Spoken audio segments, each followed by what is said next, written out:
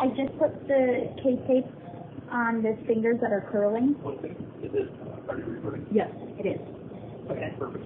So I already put it on this finger, this thumb, and then this thumb. These fingers don't need it yet. But essentially all you do is you take a piece of tape, I pre-cut a bunch of them, pull off the sticky part, anchor it kind of at the wrist, stretch it to about 50% tension. It'll reach up to here, and then you push it in, and then smooth the rest down. That's just going to naturally kind of pull the finger up.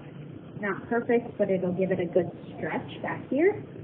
If there's irritation to the skin, take it off, and it should be changed every 3 to 5 days. That's all. Okay. So like that. Like that. You can go around it, over top of it. It can get wet, so no problem with that. Sometimes it'll start to kind of peel up at the end. As long as it's not completely fallen off, you can leave it. Or if it's, irritating, then just put a new one on.